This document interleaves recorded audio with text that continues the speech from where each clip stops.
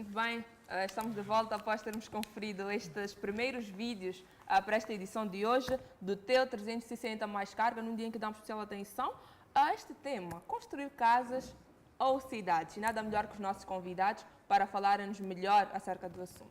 Pois é, temos aqui em nosso estúdio Ernesto Gonzalez, que é arquiteto verde, também o Bruno Vedor, que é arquiteto envolvidos em projetos de requalificação urbana. Quero desde já cumprimentar os nossos convidados que já estão aqui em estúdio. Boa tarde, bem-vindo ao 360 Mais Carga. Boa tarde. Ernesto Gonzalez, eu tenho informação de que ganhou o prémio de clínica ecológica. Podia explicar-nos o que é isto de clínica ecológica? Bom, podíamos dizer que é uma redundância, porque a arquitetura em si já devia ser ecológica, né? Mas a arquitetura tem seus momentos. Houve momentos em que se revisou muito a funcionalidade e então falavam de arquitetura funcional, outro momento que se dedicou muito para a forma e se falou muito de arquitetura que é formalista. Então, estamos num momento em que a preocupação é bem do ambiente e a construção é um dos maiores depredadores do ambiente. E então, como se está a destacar, voltar às origens de fazer arquitetura que respeita o ambiente, que antigamente, antes do desenvolvimento da tecnologia, a gente não pensava de outra maneira. Iam fazer uma construção, era de algo confortável, que se ventile fácil e que ilumine naturalmente. A partir de que aparece a luz elétrica, o ar-condicionado, começa a deformar isso e a esquecer esse objetivo da arquitetura.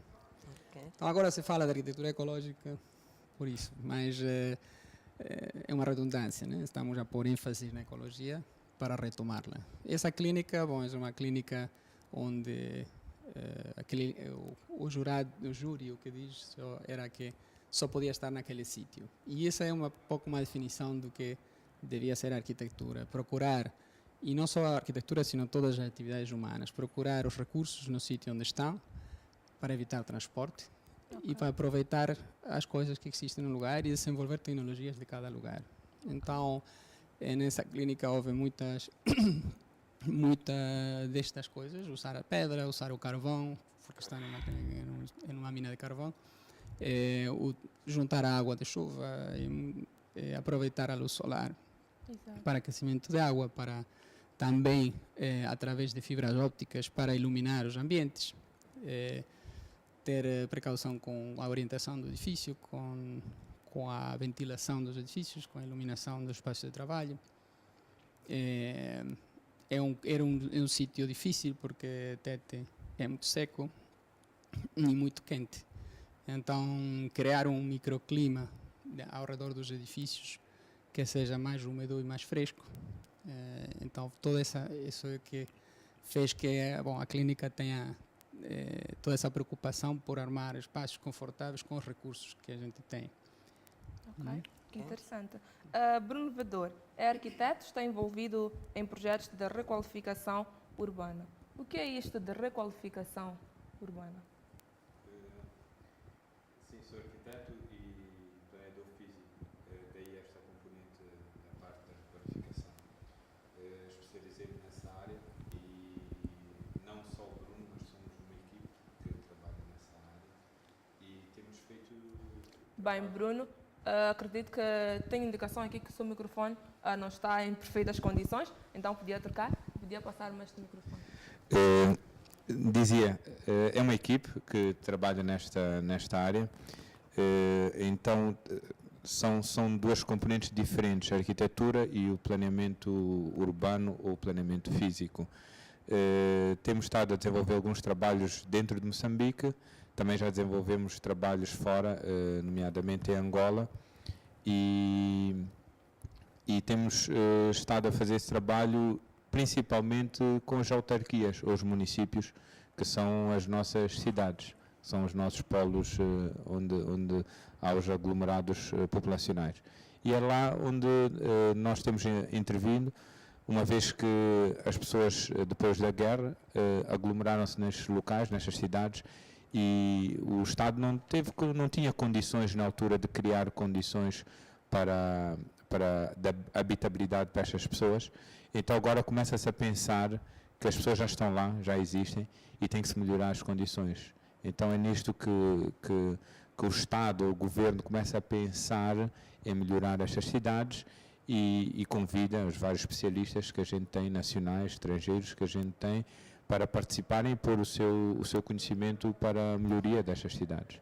Ok? Indo para aquilo que é o tema central para o dia de hoje, que é construir casas ou cidades. Importa, neste momento, definirmos, afinal de contas, o que é cidade. Tem a ver, mais ou menos, com o sistema urbano e que, acima de tudo, uma cidade deve ser equilibrada. Poderia desenvolver um pouco mais em relação a este aspecto? Falar de uma cidade ou falar de uma urbe é um local onde as pessoas convivem, vivem, mas que tenham condições mínimas para que possam exercer as suas atividades. Estamos a falar lazer, trabalho, poder dormir, estar com a família.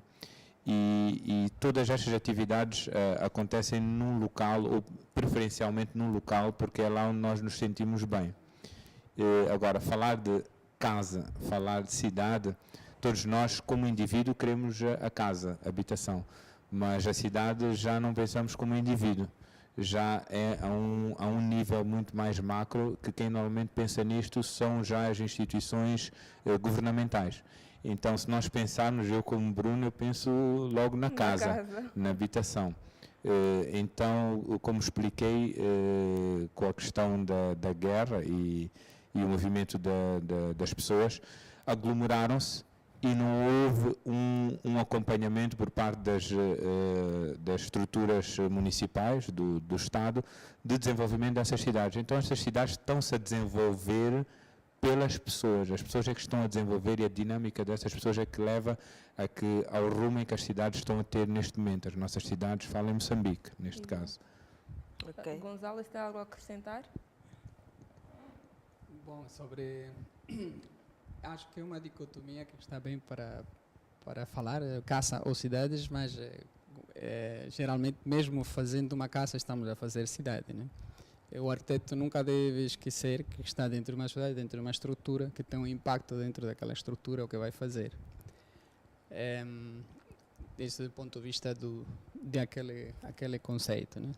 Agora, desde o ponto de vista de como deve ser a cidade, falando ecologicamente, é que tem mudado bastante o paradigma ultimamente. E no urbanismo, isso é um golpe bem forte, né? Temos, as cidades não podem acontecer mais o que acontece nesta cidade, com as inundações, a impermeabilização de toda a superfície, a distribuição das funções, como funciona agora, que a gente tem problemas de circulação de carros e de transporte por causa, sobretudo, de a cidade não estar preparada para as pessoas que vivem dentro, né?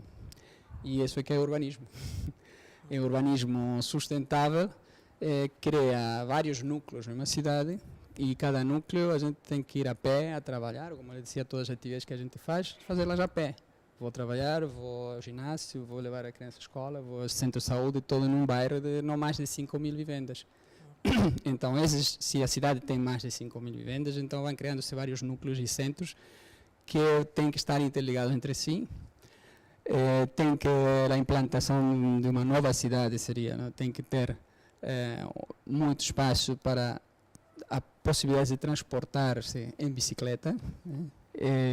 Ou muito bom transporte público, mas primeiro tentar evitar que as pessoas tenham que trasladar-se. Então o bairro tem que ser bem diverso e tem que poder ter todas as atividades e todos os tamanhos de vivendas e para todos os custos também, né? Então, se alguém trabalha, a secretária trabalha no mesmo sítio que trabalha o chefe e deviam viver no mesmo bairro, para não ter esses problemas de transporte que existem e poupar também em energia, né? Okay. Indo para aquilo que é o top de melhores cidades para viver, uma vez que estamos a falar de cidades, pode-se considerar, por exemplo, a Alemanha, Itália, como uma boa cidade para viver? Que cidades da Alemanha ou da Itália? Isso é um pouco relativo. É um pouco relativo. depende de que cidade estamos a falar. Há quem considere Veneza uma das melhores cidades, uma cidade muito bonita, mas está sobre o mar. Veneza está sobre o mar. Por exemplo, eu pessoalmente não conseguiria viver numa cidade onde não tivesse mar, por exemplo. Gosto do mar, acho que as crianças estarem perto do mar é sempre agradável. Mas estes rankings, ou esta pontuação que é dada, tem muito a ver também com quanto as pessoas também contribuem para essas cidades. Se nós falarmos em cidades, estaríamos a falar naquilo que são os municípios, ou as autarquias, em que nós pagamos taxas, e essas taxas revertem a favor do munícipe. São essas taxas que depois vão contribuir para fazer as estradas, para arranjar os parques, os lugares públicos, ou os lugares que não são de intervenção só individual. Mas se esse sistema não funcionar, logo a partida temos um caos. Primeiro, nós temos que contribuir, e estamos a falar de cidades em que se paga entre 30% a 40% e tal por cento de impostos daquilo que é a remuneração. Se recebe 20%, 33% ou 40% vai para o Estado, direto. Então é uma fasquia que é um bocado pesada. E nós, no nosso país, penso que não estamos a falar mais de 5% da população contribui. Então, logo a partir temos um déficit muito grande, e depois temos a questão de como esses fundos são manuseados. Se eles realmente revertem a favor da comunidade, se eles participam.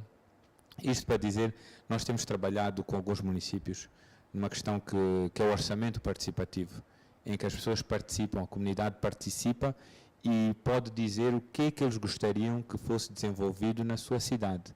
E depois o município tenta, com os técnicos, com os arquitetos, os planeadores físicos, tenta pôr na prática aquilo que são os seus anseios. E isto começa a fazer com que a população, a comunidade, comece a contribuir mais e comecem a acontecer as coisas. Estamos a falar dos cenários bonitos. Isto é o ideal, é como deveria acontecer. Mas Também, nem todos os países têm acontecido deste modo. mas uma coisa é certa, há democracia, há participação, as pessoas participam, elegem. Nós passamos agora pelas eleições presidenciais, vimos também as autárquicas. As pessoas podem escolher quem acham que melhor vai governar aquele município. Então, com base nisso, eles podem trabalhar diretamente e podem dizer, olha, eu acho que na nossa zona deveríamos ter um campo de futebol. Por exemplo, vocês conhecem as construções que estão a acontecer aqui na nossa cidade, e há algumas que às vezes as pessoas numa zona dizem, achamos que este prédio é muito elevado, há aqui problemas, e as coisas conseguem-se resolver de certa forma porque há diálogo. Tem que haver esse diálogo. O gestor seria assim, o gestor da cidade, neste caso o município, ele não está para impor, mas para fazer aquilo que os munícipes pretendem, desejam. Ele tem os meios técnicos para fazer isso. Então, estas cidades que nós estamos a falar, vejam e notem que têm muitos anos já existem muitos anos. Se nós falarmos nas nossas cidades, ainda são bebés em termos de desenvolvimento. Mas não quer dizer que não pudessem estar melhor, não é? Ok. E temos também estas outras cidades, como Nova Iorque, Paris. São países que as pessoas sonham em um dia poder lá estar. Mas, por mais incrível que pareça, não fazem parte deste top das melhores cidades. Pode ser também devido à densidade populacional. Isto também influencia para que possamos considerar uma cidade verdadeiramente, no verdadeiro sentido? Bom, isso também de fazer uma lista das melhores cidades é muito subjetivo também, não é? Pode haver fatores técnicos, mas se lhe pergunta às pessoas, muita gente vai preferir viver onde vivem os amigos. Agora, a nível técnico, para avaliando essas cidades, o que acontece com estas grandes cidades é que são muito antigas também. E então, como disse antes, vinham com um conceito urbano diferente, que agora estão tentando adaptar. Por exemplo, Nova York convertiu-se, faz muito tempo, tem um projeto de cidade verde, e começou a limitar muito a circulação de carros, tentar que tenha o ar limpo, pelo menos, né? Fazem-se cultivos nos terraços, fazem-se muita coisa se tenta fazer, recuperando energia renovável. Há projetos onde tira a energia da corrente do rio para a cidade, mas estão muitas coisas que têm que substituir de sistemas que vinham de antes, né? Não podem estar a substituir todo o pavimento da cidade nem todos os sistemas, porque eu queria falar sobre esse tema porque é o que vocês dizem, que não construir uma casa uma coisa, construir a cidade é outra, e há outras coisas embaixo dos edifícios. Isso diria que é o mais importante do ponto de vista ecológico, aquelas coisas que armam todo o sistema. Estamos a tirar água, está a faltar água, estamos a tirar água pela sanita, água potável. Então, esses são sistemas antigos que estão sendo substituídos por duplos sistemas, onde a água que usamos para lavar-nos as mãos ou tomar banho volta para cima e entra no autocolismo para utilizar água que não seja potável, para limpar a sanita, né? Então, esses sistemas todos, não ter que ir muito longe com a recuperação das águas. Eu volto aos bairros de 5.000 vivendas, faz-se mais fácil reciclar toda a água em zonas mais pequenas e voltar a aproveitar esse próprio bairro, consome sempre a mesma água. O sistema de recolha de água de chuvas, também, todos esses sistemas, que nós estamos a começar a entrar com os conceitos aqui, mas ainda não é muito difícil implementar. A política está, o Moçambique aprova e apoia estas políticas ambientais, mas falta uma tradução ainda em, por exemplo, dar vantagens a pessoas que utilizam energias renováveis. Por exemplo, só para dar um exemplo, a energia solar. Se todos nós estivéssemos em cima dos prédios placas solares, íamos captar muita energia. As placas solares têm um problema de acumular, que é que acumular energia nas baterias. As baterias não são muito ecológicas e precisam de manutenção. Mas podia utilizar-se o sistema que mais se usa na Europa, que captas a energia solar, consomes o que precisas e o que sobrar entra na EDM. Então, à noite, já não usas a tua energia solar, usas a energia da EDM. E então se faz uma compensação e podes acabar tendo um consumo zero de energia, porque estás a oferecer energia, estás a receber energia. Isso não é uma coisa muito difícil de implementar. Aí se precisam decisões nesse sentido. Né? Ok. Em relação àquilo que é o desenvolvimento urbano, no início as cidades eram muito pequenas e haviam poucas pessoas e eram mais urbanizadas, havia plantações, havia um espaço verde. Mas no decorrer do tempo as cidades foram crescendo, as populações foram crescendo assim sucessivamente e houve menos urbanização. Em relação àquilo que é um sistema urbano no geral e devido a este desenvolvimento da população em relação àquilo que afeta o desenvolvimento urbano, qual é a análise que fazem? Eu acho, pela dinâmica, as pessoas onde se estabelecem sempre vão produzir detritos e vão consumir e vão produzir qualquer coisa que não é boa. Esse é um facto. Agora, se nós falarmos das nossas cidades, temos que ver que nesse processo nós não estamos a ter em conta que às vezes esses detritos são aproveitados para várias outras componentes. E o que podemos ver é que as cidades hoje em dia, as grandes cidades, já fazem o aproveitamento disso. É o lixo orgânico, são os vidros, são os metais, as baterias, os plásticos, os pacotes dos sumos. Isso tudo é de tal maneira aproveitado que isso faz com que se poupe muito dinheiro na produção novamente desses mesmos produtos. Então, enquanto nós não pensarmos neste sentido, fica muito difícil começarmos a comparar, por exemplo, as nossas cidades com as outras cidades. Agora, nós temos uma vantagem que eu acho que é interessante. Temos cidades novas e que podemos começar a definir formas como elas se irão desenvolver. Eu acho que é aqui onde está o desafio e é neste processo que é interessante. Não cometer, se calhar, os erros de algumas cidades já cometeram, tentar ultrapassá-los e fazer bem. E o que vemos normalmente é que a tendência do ser humano é voltar a cometer os mesmos erros para dizer, ok, realmente não dá certo, para depois voltar a fazer bem. Então, há exemplos muito bons, que o arquiteto também estava aqui a focar, muito bons, que eu acho que é nisto que nós podemos aproveitar. Eu, se vos der um exemplo, por exemplo, Lixinga, uma cidade, já estive lá a trabalhar, eu poderia dizer, é uma cidade excelente, porque é fresca, é muito agradável, o ar, há muita diferença no ar que se respira. Se falarmos de outras cidades, como Mocimboa da Praia, por exemplo. Mocimboa da Praia está mesmo no mar, é bonita, mas depois há outras coisas que a gente tem que saber. Às vezes falta energia, às vezes há este problema, há aquele, não temos, as estradas não são boas, não podemos andar com grandes máquinas. Então, esta questão do tipo de cidade e o que a gente pretende, eu acho que é aqui onde a gente tem que saber onde é que eu quero viver ou como é que eu quero viver como indivíduo. E saber que tenho responsabilidade sobre o espaço. Ok. E, em relação àquilo que é a organização, uma vez estamos a falar de desenvolvimento urbano, podemos até encontrar uma grande cidade sem um bom desenvolvimento urbano e termos sítios, zonas, pois estamos a falar de pequenas cidades, podemos até falar da cidade de Nampula, podemos falar da cidade de Tete, ou mesmo dentro da capital de Maputo, a Zona Verde. Como é que acha que podia ser feita esta organização para que houvesse um sistema urbano?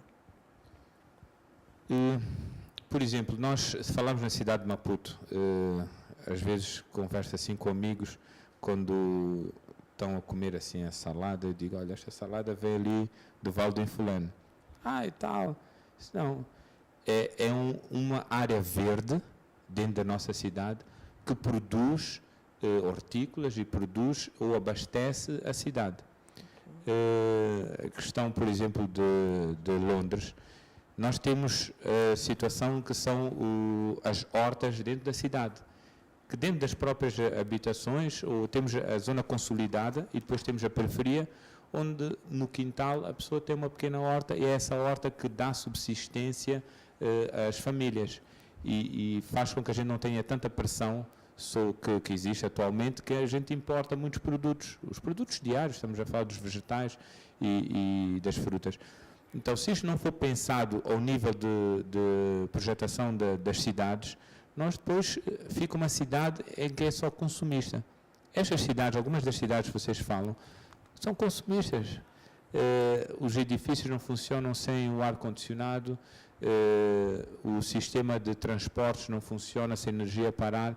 Então nós temos sistemas em que a cidade funciona, mas é muito caro viver nessas cidades. Então eu acho que nós temos a capacidade de poder criar cidades, ou estamos em cidades que podem ser simples, bonitas, agradáveis, mas não tão pesadas como as cidades que a gente tem estado a ver. O ideal seria ir para um sítio, dizer aqui vai nascer a próxima cidade, a gente projeta como arquitetos também seria o ideal, mas as pessoas vão para onde se sentem bem. Então isto também tem a ver com a sensibilidade e perceber o que é que vai acontecer nos próximos anos e começar já a projetar.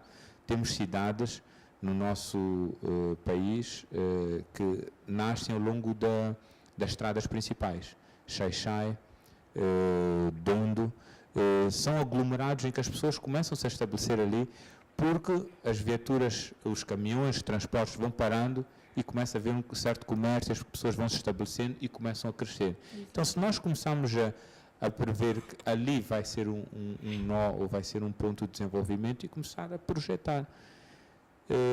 Eu gostava de tocar num ponto que tem a ver com as mudanças climáticas. É um assunto que nós temos estado a trabalhar, quando digo nós, como grupo de arquitetos que estamos a trabalhar nesta área, e já é uma preocupação que está a haver a nível do nosso governo, que é há cidades neste momento que a sua localização não é propícia para a habitabilidade neste momento. Então, por isso é que quando há cheias, e vocês já viram que agora para o ano vai haver problemas com as cheias, e quando há cheias ou quando há as chuvas fortes, há mortes, há pessoas que perdem as casas. Então nós como arquitetos, planeadores, nós temos a capacidade de poder alertar e dizer há zonas que é possível construir e há zonas que não é possível construir. Só que as pessoas, por vezes, nem procuram saber se é possível construir naquela zona. A questão... Só querem construir. A questão, as pessoas... eu tenho pena das pessoas, porque as pessoas... a gente constrói onde dá. Eu não vou perguntar, olha, desculpa, eu posso construir aqui. Ninguém nos vai dar essa informação. A questão é que nós ainda não temos... não diria capacidade, mas nós, como o Estado moçambicano, ainda não temos definidas quais são as zonas. Por exemplo, em tempos em Maputo não se podia construir nas barreiras. Hoje já se constrói, mas é um problema sério. E se não se construir é por algum motivo, porque na altura em que quando se fez o plano da cidade, quando se projetou a cidade de Maputo, sabia-se que aquilo era uma zona de contenção que ia proteger a outra parte da cidade. Então, se não se respeitam essas regras, primeiro, é preciso que sejam feitos os planos. Estamos a falar de planos de estrutura, estamos a falar de planos parciais de urbanização. Se esses planos não são feitos, primeiro, muitas cidades não têm os planos. Segundo, devem-se utilizar e aplicar esses planos. Então, se não são aplicados, as pessoas pensam que ali está perto do rio, ali está numa zona que é perto do trabalho, está perto da estrada, então constrói lá. Exato. Mas depois ele é que é o maior prejudicado, porque ele vai perder a casa. Eu pergunto-vos o que seria perder, eu pelo menos não tenho casa própria, mas se tivesse casa própria, perder a casa da noite para o dia é um problema sério. Então, é uma questão que hoje já se começa a olhar, porque há cidades que têm problemas muito sérios e pedir às pessoas para saírem dessa área, para irem para outra também ainda mais complicado, porque temos que dar condições, temos que urbanizar, é aquilo que estamos a falar. E é um processo muito lento que o nosso Estado leva muito lento e que não acompanha esta dinâmica. As pessoas estão a andar e já há relatórios do UN Habitat que até 2025 as cidades vão crescer muito, porque as pessoas estão a aglomerar-se mais nas cidades. Exato. E temos indicação também que temos algumas fotografias do Gonzales e vamos neste momento passar estas fotos e ele na primeira pessoa irá explicar-nos um pouco acerca das mesmas. Acompanhe. Bom, este é o efeito das chuvas, né, em Maputo, que tem a ver com a impermeabilização da cidade, então as águas têm que ir para algum sítio e acabam caindo todas para baixo. Exato. É a baixa da cidade. Sim. Meu Deus. Pode passar. Podemos Sim. passar esta? Pode passar, sim. Não tem outras fotografias? Tem mais fotos, sim. Podíamos passar esta fotografia? Não, aqui estão um pouco misturadas, mas é para dar umas ideias gerais. Agora pensa-se em fazer corredores de biodiversidade dentro das cidades. Então, o que ele falava das barreiras, a barreira podia ter sido convertido num corredor de biodiversidade, mas tinha macacos, até faz pouco tempo. Quando começam a construir, então já não temos verde dentro da cidade, a atravessar a cidade. Porque o importante é que tu vens da natureza e vais para a natureza e passas pela cidade. Então, pela cidade devia passar toda aquela natureza num corredor de biodiversidade, onde também podemos pôr o corredor de bicicletas, onde a gente pode caminhar, onde se pode fazer desporto, digamos, é como um elemento que começa a aparecer com muito peso nas novas urbanizações, né? Este, bom, é um esquema também que fala disso, pode passar mais... Ok. Temos mais... Temos aqui. Uma das coisas que falava Bruno sobre a divisão sobre utilizar o lixo, né? A reciclagem, diz que o lixo para novos conceitos urbanos já não existe, são recursos, né? Temos que utilizar aqueles recursos e tentar que a cidade não seja um sítio de consumo e que tira restos para fora, sino que reaproveita tudo o que está a deitar fora. Em princípio, é muito difícil fazer toda esta divisão, depois não funciona diretamente um sistema desse tipo, mas já podíamos começar a pensar em dividir orgânico de inorgânico. Já existem organizações que tratam já de tudo o que é inorgânico e já reciclam, e faz pouco tempo uma limpeza na Praia Costa do Sol, onde participaram todas estas organizações com crianças das escolas e tudo. Isso está muito bem para formar, esta seria a primeira divisão, né? Para formar as pessoas, mas não devia ser o papel das crianças da escola limpar a praia, não? O que devíamos ter é um sistema onde as pessoas que vão à praia tenham onde deitar o lixo e sejam conscientes de, pelo menos, dividir orgânico e inorgânico. Depois,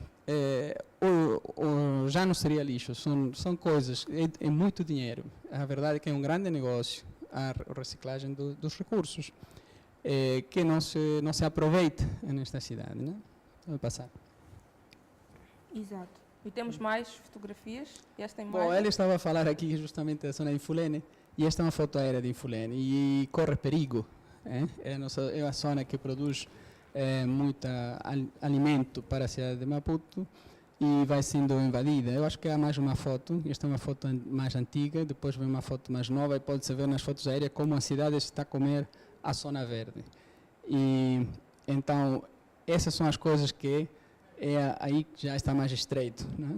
o corredor verde. Então vamos tapando o verde, vamos consumindo o verde e já não vamos poder produzir a comida aqui, vai ter que ser transportada de outro sítio, né? Esperamos nós que não termine com o único verde que sobrou.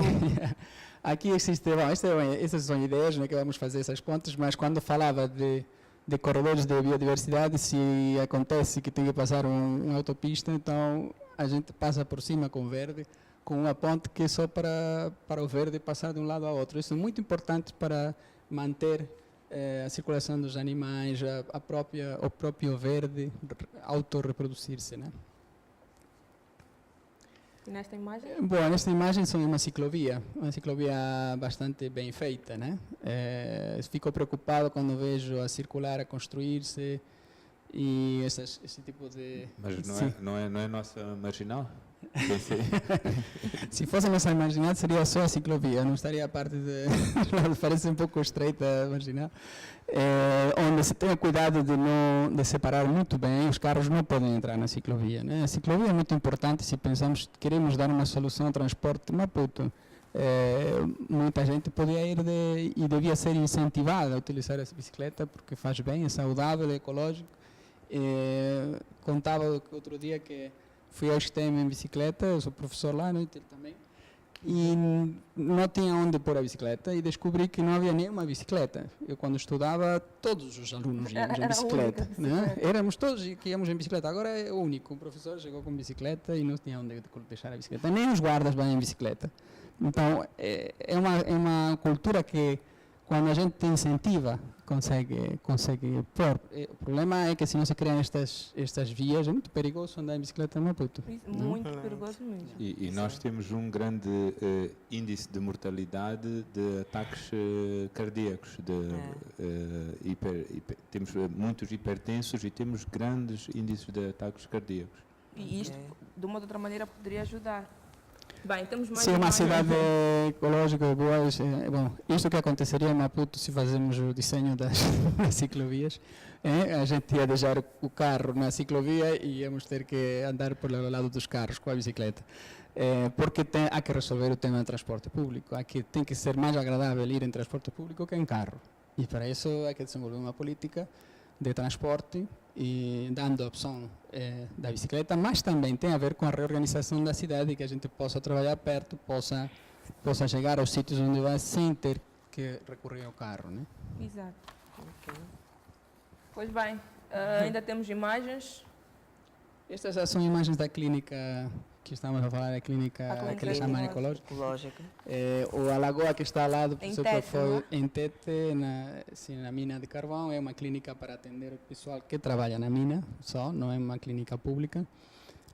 E, bom, a ideia é criar um microclima, tem É uma lagoa que é formada pela água de chuva que cai em teto, mesmo sendo seco, na época de chuva cai muitíssima água, então a gente pode que se acumular e aproveitar. formar uma lagoa com aquela água para trazer também os pássaros que andam por aí muito grandes. Pode passar as fotos também, isso pode mostrar.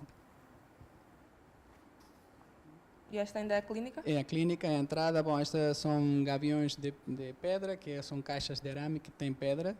A pedra é a própria que eles tiram da montanha para poder chegar ao carvão. Então utilizamos a mesma pedra para fazer um muro de... Esta é a lagoa. Bom, esses pássaros são... É uma clínica mesmo Chefe, clean. muito bem organizada. Esses pássaros, por exemplo, são uma montagem com fotos de pássaros que há no lugar. São pássaros muito grandes e estão em uma lagoa artificial que tem a própria mina lá, perto mais da lixeira. Eles fazem a divisão de lixo e tem um sítio de trabalho e tem uma piscina natural. Isto é um corte, está um pouco fora de tamanho, mas não importa. Esquematicamente serve. Da parte onde colocamos a lagoa artificial, tomamos ar com os tubos que passam por baixo da terra, então depois entram dentro dos ambientes.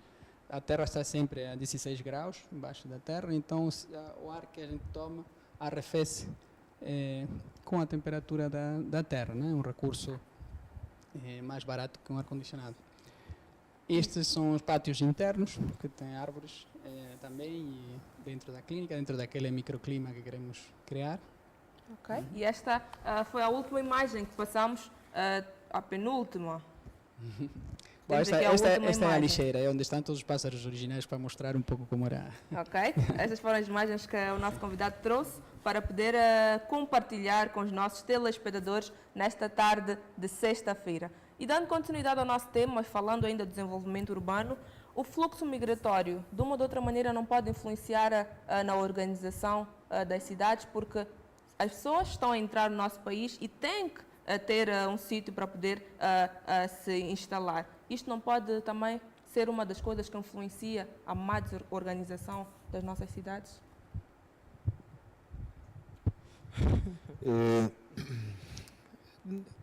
As pessoas, se nós formos olhar para cidades grandes, imaginemos que a gente chega a uma cidade grande, estamos a falar de New York, o senhor não pode entrar porque hoje a cidade está cheia, venha amanhã porque já temos muita gente hoje.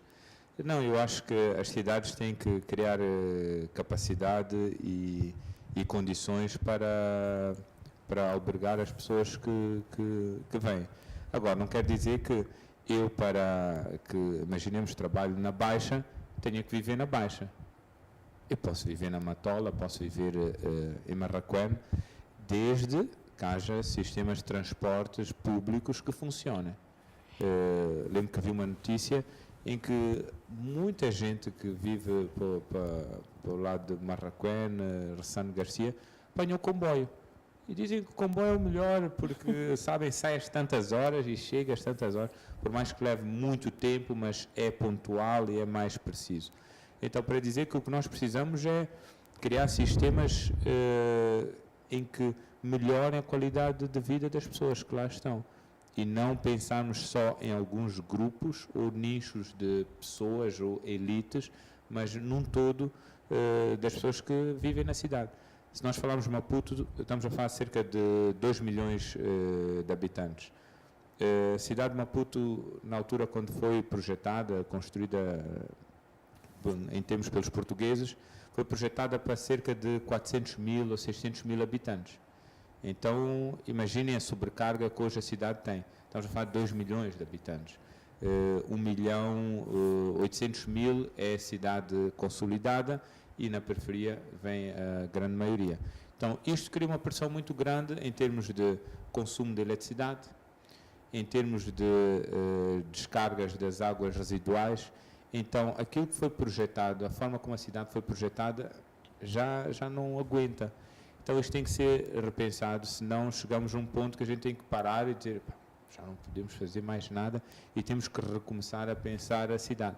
Mas não é possível, porque o tempo passa e as coisas acontecem.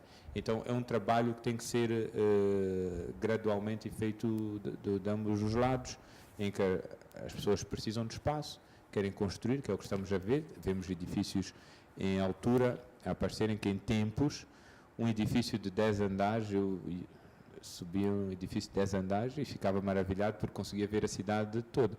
Hoje fala-se em edifícios de 47 andares, que vão-se começar a erguer edifícios de 47 andares. E se calhar daqui a 30, 40 anos a gente diz, nós fazíamos edifícios de 40 andares, agora vamos demolir para fazer de 100. Então, estas dinâmicas nós é que temos que estar preparados e perceber para onde é que nós queremos ir como cidade. Então, em momento algum a gente pode proibir ou dizer que as pessoas não podem entrar. Temos é que criar condições, porque as pessoas vão se alojar. Eu digo isto, as pessoas que trabalham, prestam serviços para nós, seja para as nossas crianças ou limpeza das nossas casas, elas que têm que estar e precisam estar perto do seu serviço. E perto é o sítio mais perto onde encontrarem um espaço. Vão alugar uma casa, vão construir a casa, e hoje em dia fala-se já não há espaço nas grandes cidades. Ok. Em relação àquilo que são as zonas residenciais, em relação ao aspecto da nossa cidade e as condições em que encontra-se a nossa cidade, podemos, ainda mesmo na cidade de Maputo, encontrar alguns prédios em situações precárias, não é? Onde as pessoas praticamente só vivem na cidade para se acomodarem, para dormirem, mas há situações em que já não há condições para respirarmos um ar puro. Tanto podemos encontrar fossas mal localizadas, fossas abertas, águas infiltradas. Como é que pode-se avaliar esse aspecto em relação ao que é o bem-estar da pessoa para com estas condições? Ora, vejamos, se nós contarmos quantos edifícios em altura em Maputo existem em que os elevadores funcionam, acho que com duas mãos a gente consegue identificá-los. A questão é, viver num prédio requer alguns padrões e algumas regras. E viver numa cidade é caro, tem as suas implicações. E nós, por natureza, somos 20 milhões de habitantes e temos muito espaço no nosso país. O país é grande, é enorme. A cidade do México tem 19 milhões de habitantes, uma cidade. São Paulo tem cerca de 20 ou 22 milhões de habitantes. Então, para dizer que nós estamos aqui apertadinhos, mas temos espaço para construirmos as nossas casas e fazermos as nossas vidas. Sim, porque algumas pessoas querem acomodar-se na cidade, mas podem, por exemplo, arranjar um espaço em Maracuene. Exatamente. Pode ser o ideal. Então, aqui eu acho que nós temos que ver que não podemos descartar que o Estado também tem a sua mão neste processo. Os prédios, se nós formos a ver, eu lembro-me, eu ainda era miúdo, em que se contavam as histórias em que as pessoas tiravam o parquet das casas para acenderem o lume, para cozinhar. Então, nós, por natureza, somos pessoas que estamos habituados a viver com espaço. A gente, por natureza, a casa de banho, por exemplo, não fica dentro de casa, fica fora, por algum aspecto, por valores culturais, porque os cheiros ficam fora, ficam longe. Então, quando a gente começa a incutir e a dizer, ok, a minha avó agora, ou a minha mãe, olha, tem agora um alto apartamento na Jujinheré para ir viver lá, se calhar ela vai viver triste, porque não é o melhor sítio onde ela poderá passar a sua vida. Então nós temos que perceber que tipo de cultura, de pessoas e que cultura é que nós temos, porque nós no fundo se calhar estamos a procurar valores que não são nossos, estamos a ir buscar nas revistas e a ver a cidade é assim e é assim que nós deveríamos também ser, e se calhar não é o melhor para nós. E aquele conceito do talhão pequenino, com uma casinha, com horta ali atrás, se calhar aquele conceito até funciona. Ou das casas geminadas, em que tem o local para estacionar o carro. Então temos que perceber um pouco como é que nós gostamos de viver e como é que nós vivemos, senão começamos até a tirar lixo pela janela. Atiramos, alguém há de cuidar daquilo. Exato. E quer acrescentar algo? Sim, era sobre a mesma pergunta, né? Estavas a perguntar sobre a gente que vem à cidade, quer dizer, não podemos fechar a cidade. Não podemos fechar a cidade, mas eu também concordo com o tema de que existe uma responsabilidade das políticas para orientar para onde vai a gente, né?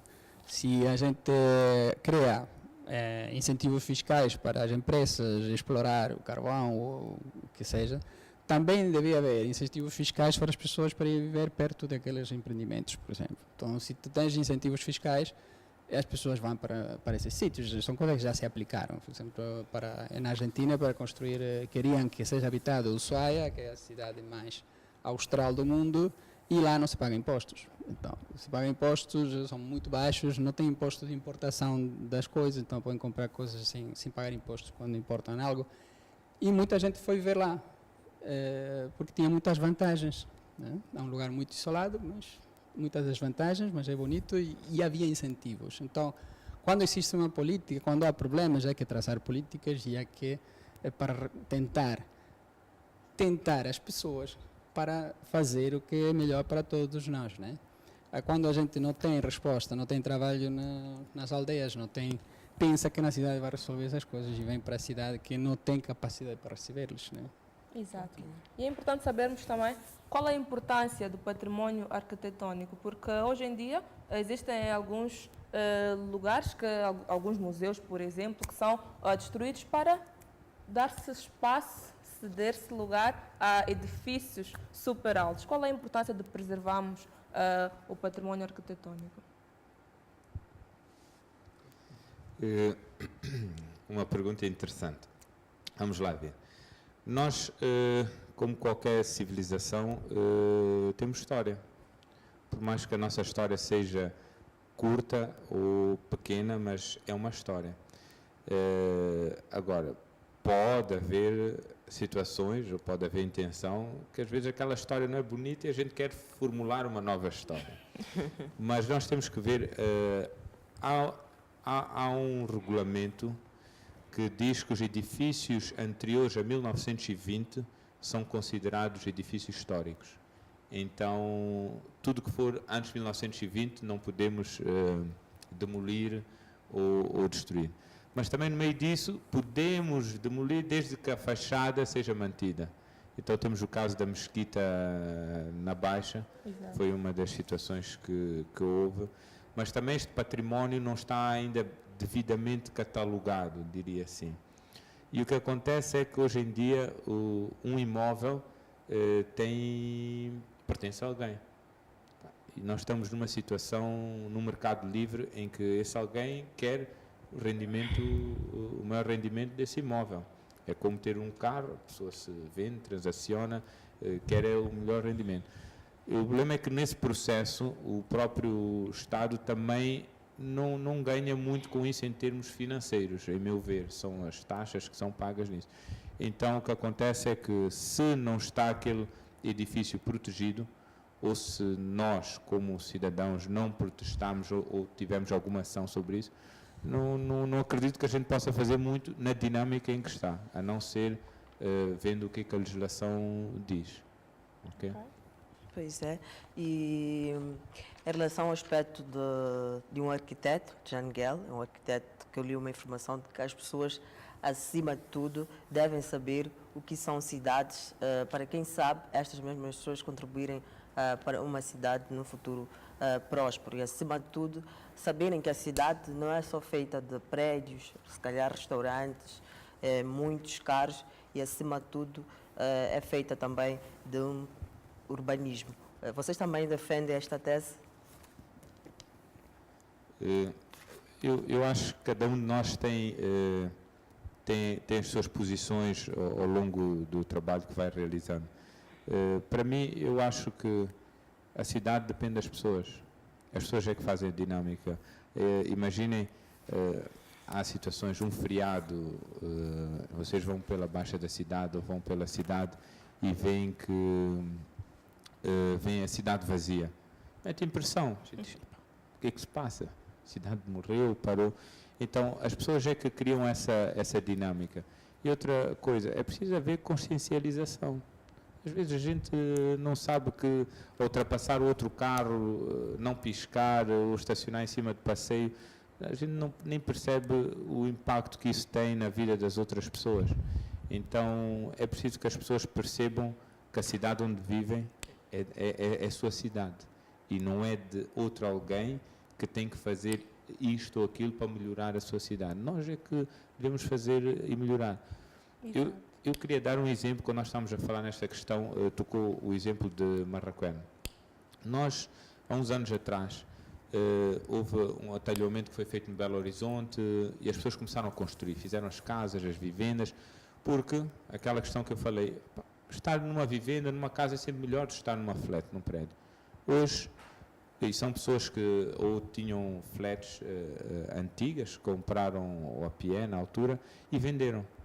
Hoje essas mesmas pessoas já não conseguem viver lá, porque o tempo que perdem no trânsito têm que passar todo o dia na cidade e só podem voltar muito tarde, já querem vender as casas e querem comprar flats cá na cidade. Então, para dizer que se nós não acompanhamos esta dinâmica e não percebemos bem como é que ela está a acontecer, então andamos aqui para frente, para trás, em vez de caminharmos num sentido que seria a crescer. Exato.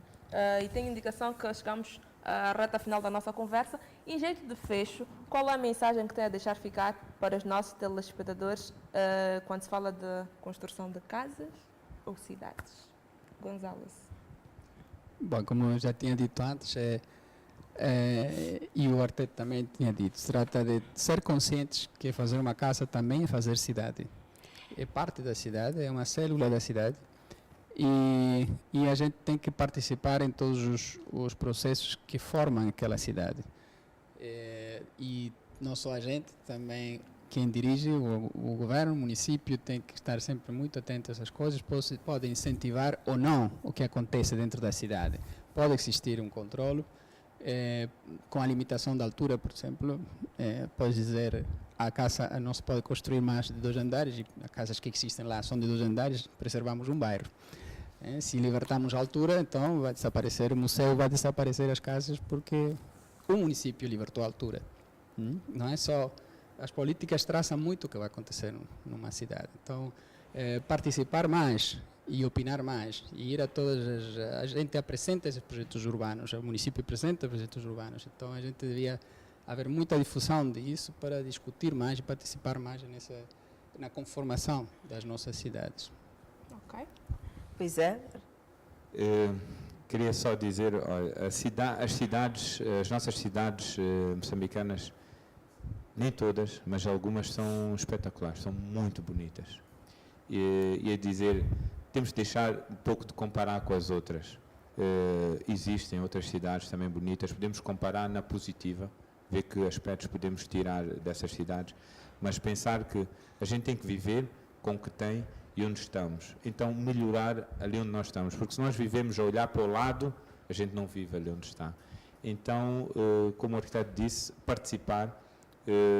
Eu sou munícipe de Maputo, tento participar e queria dizer que há muitas atividades que têm estado a acontecer. Estamos a falar o plano da Marginal, o plano da Baixa, está a haver qualificação de alguns bairros. Então, participemos, a gente tem que participar e se nós vivemos nesses bairros, temos de dar o nosso contributo para dizer como é que a gente acha, julga que deveriam ser esses bairros. Pois é, Ernesto Gonzales, Bruno Vedor, muito obrigada por cá terem estado e acredito eu que vamos estar numa próxima oportunidade. Assim foi o tema central para o dia de hoje. O tema eleito foi construir casas ou cidades. Acredito eu que os nossos convidados com certeza esclareceram aqui muitas dúvidas dos nossos telespectadores. Pois é, como nós podemos ver, cidade não é apenas termos muitos prédios, muitos carros, muitas pessoas. Devemos nós contribuir, porque afinal de contas nós podemos construir as nossas cidades. Temos o exemplo de Nova Iorque, Paris, que não foi considerada uma das melhores cidades pelo fato da estrutura como ela está organizada. Este foi o tema central para o dia de hoje. Vamos desde já prosseguir com o nosso primeiro intervalo. Voltamos já dentro de instantes.